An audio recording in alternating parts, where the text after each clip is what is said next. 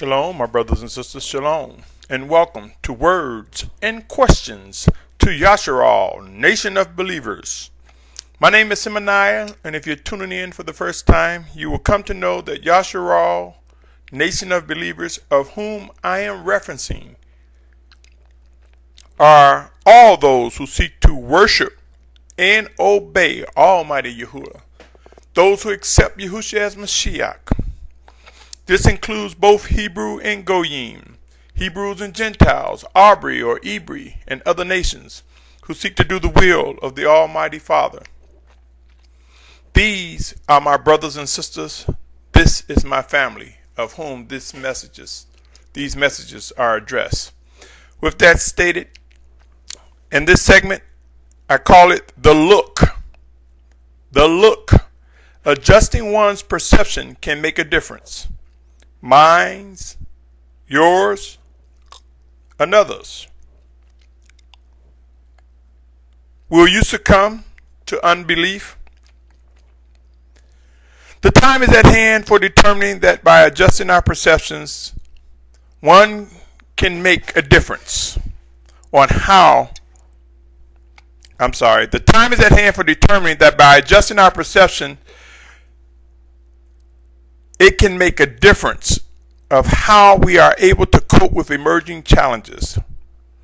Believe it or not, how we look at things can play a key role in how our emotions, attitudes, as well as other behaviors are formed. It can play a role in how we treat one another, how we speak and act around one another. Yes, just by adjusting our perceptions. In the world, we may have witnessed and or heard the cliche, is the glass half full or half empty? I am compelled to believe that there are some things that we can get a different perspective of by adjusting how we view and or analyze a matter and or viewpoint.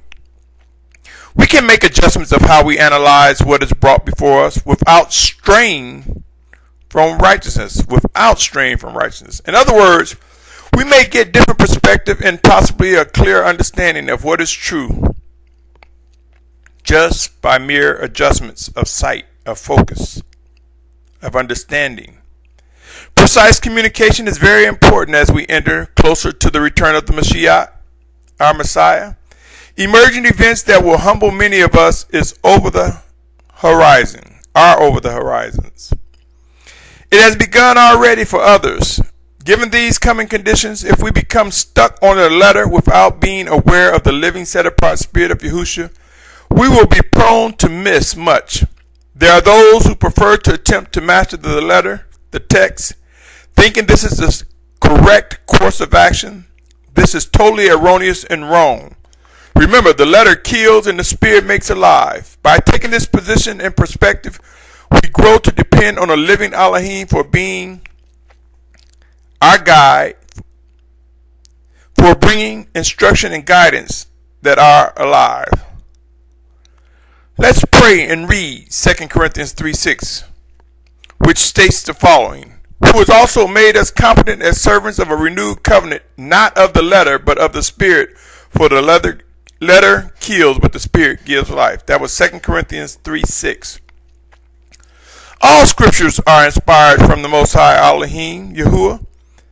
This includes Genesis to Revelation. However, it has been man that has tampered with the original writings. Thus, one should not be wholly dependent on the letter, but pray to discern the message from above. Pray for the life that the Spirit gives to His words.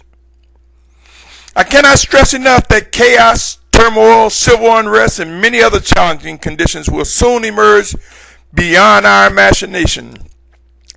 People will scramble to find a place of safety during these soon-to-be times. There's no way we can have famine, food shortages, drought, freshwater shortages, pestilence, and disease without witnessing some type of upheaval and or unrest resulting. I cannot stress enough the need to examine every detail of what occurred during the day of Noah and Lot. Specifically, the unbelief, the wickedness, the rebellion that resulted in the Most High's wrath. I've invited individuals in past recordings to examine Amos 4:6-13. These verses read as follows. Amos 4:6. And I also gave you cleanness of teeth in your cities, and lack of bread in all your places, but you did not turn back to me, declares Yahuwah. 7 goes on to read, and I also withheld the rain from you 3 months before the harvest. Then I would send rain in one city and on another city. I would not send rain. One part was rained upon, and where it did not rain, the part would dry up. Then 2 or 3 cities would wander to another city to drink water, but they were not satisfied, but did not turn back to me, declares Yahuwah. I have smitten you with blight and with mildew. The creeping locust devoured your many gardens and your vineyards and your fig trees and your olive trees, but you did not turn back to me, declares Yahuwah. 4:10 continues on and it reads, I have sent among you a plague in the way of Mitzrayim. I have slain your young men with a sword, along with your captured horses, and I made the stench of your camps come up into your nostrils, but you did not turn back to me, declares Yahuwah.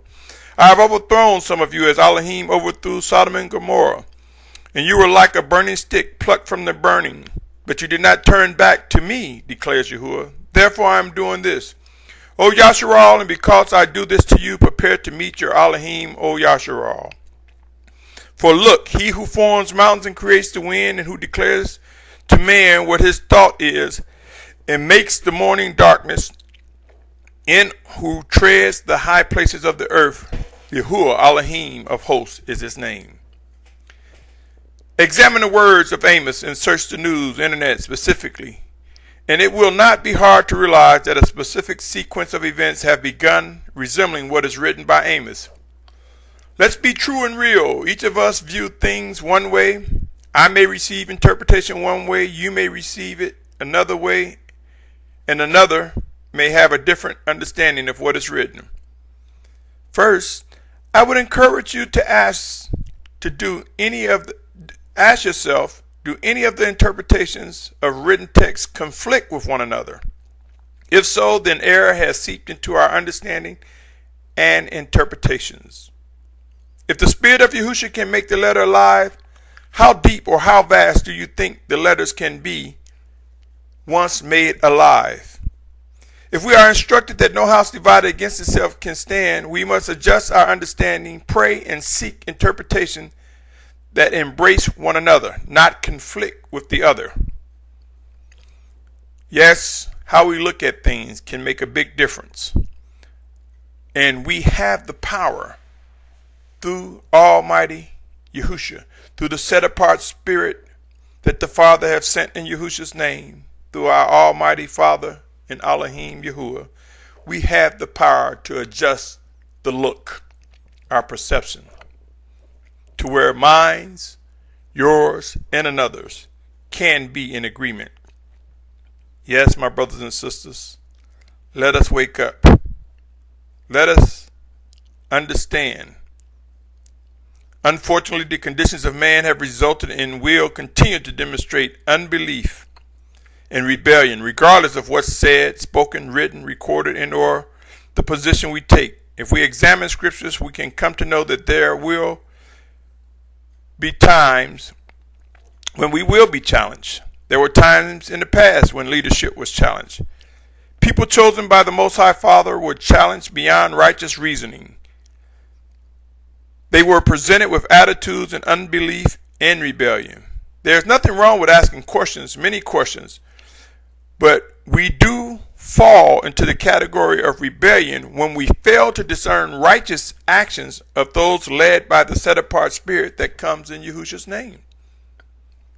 In spite of man's condition, there will be those who will be led by the living set-apart Spirit of Yahushua and will act righteously as guided. There will be a demonstration of those who will make hard decisions and execute righteous rulings towards what must be done and what is instructed from the Most High. Who has given thought in order for many scriptures to be fulfilled? There will be reproof, chastening, judgment, and wrath. Whose position is the correct stance? Mine's? Yours? in or another's represent real questions that are asked. It is through prayer and obedience to the Spirit of Yahushua that we will discover who is right. We have witnessed the Almighty Father execute and demonstrate proof to whom He is using in or speaking through. Sometimes His wrath has been so severe that it resulted in death and destruction. Let us not tempt the Most High, but let us earnestly seek to worship and obey Him and Him alone. As we prepare for a gathering of Yashar'al, a nation of believers who seek to worship and obey the Most High's living instructions, we too will witness growing pains. Pray and watch. There will be conflict among leaders, both chosen and self-appointed. There will be battles among believers as well. If the Most High dwells in us and speaks to us one towards another, in the scriptures that mention that judgment begins at the house of Elohim first, what do you think that will resemble? Keep in mind, there is no chastening, no correction at the present. No discipline at the present will seem joyous, but after it will yield the fruit of righteousness. I leave you with two scriptures. Prepare to receive as you ponder on these scriptures. 1 Peter 4:17 reads, because it is time for judgment to begin from the house of Elohim, and if firstly from us, what is the end of those who do not obey the good news of Elohim? That was 1 Peter 4:17. In Hebrews 12:11. And indeed, no discipline seems pleasant at the time, but grievous. But afterward it yields the peaceable fruit of righteousness to those who have been trained by it. Know this, my brothers and sisters. There will be a perfecting amongst the body of believers who seek to worship and obey. I believe with all my heart, mind, body, and soul that we will witness a demonstration of Yashar'al coming together, gathered from the four corners of the earth.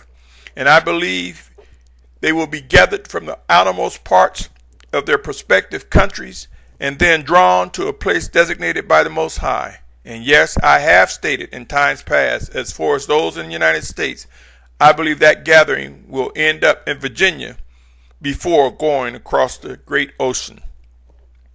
Pray and watch. Do not succumb to unbelief.